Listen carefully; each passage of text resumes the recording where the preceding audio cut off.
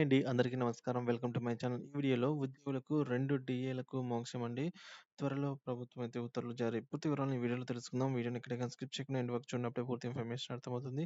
వీడియోకి ఒక లైక్ చేయండి ఫ్రెండ్స్. ఇక వీడియోలోకైతే వెళ్ళిపోదాము. ఫ్రెండ్స్ ఇక విషయానికొచ్చినట్లయితే పెండింగ్‌లో ఉన్నటువంటి 2 డీఏలను క్లియర్ చేయడానికి రాష్ట్ర ప్రభుత్వం అయితే అడుగులు వేస్తోంది.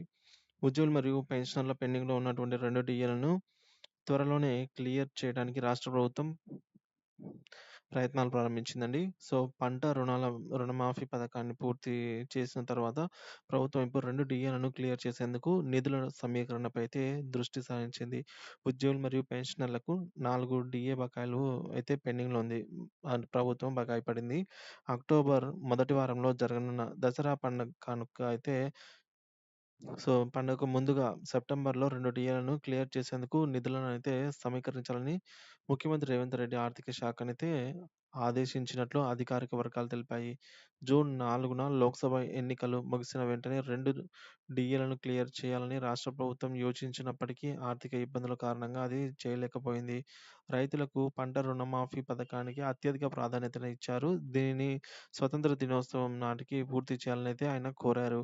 తదనంతరం జూలై 18 నుంచి ఆగస్టు 15 వరకు కూడా బ్యాంకులకు పంపిణీ చేయబడినటువంటి పంట రుణాల మాఫీ పథకానికి 18,000 కోట్ల రూపాయలు అవసరమయ్యే నిధులను ఆర్థిక శాఖ నిర్వహించింది. ఇది ఇలా ఉండగా పెండింగ్‌లో ఉన్నటువంటి డీఏలను మంజూరు కోసం తెలంగాణ ఉద్యోగుల సంఘాలు రాష్ట్ర ప్రభుత్వంపై ఒత్తిడి పెంచాయి. ఇందుకోసం 53 ఉద్యోగ సంఘాలతో కూడిన తెలంగాణ ఉద్యోగుల గెజిటెడ్ అధికారులు, అలాగే ఉపాధ్యాయులు, కార్మిక నేతలు వీరంతా కూడా జేఏసీనైతే ఏర్పాటు చేశారు.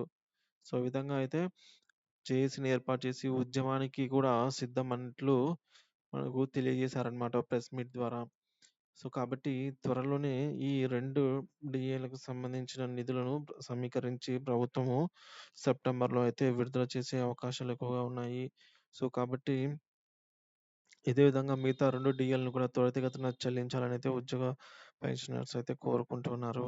సో, ఇది ఫ్రెండ్స్ వీడియో నచ్చితే వీడియోని లైక్ చేయండి, షేర్ చేయండి. కొత్తగా మన ఛానెల్ చూస్తున్నవారు సబ్స్క్రైబ్ చేసుకోనట్లయితే దయచేసి మన ఛానెల్ అయితే సబ్స్క్రైబ్ చేసుకోండి. Thank you for watching this video.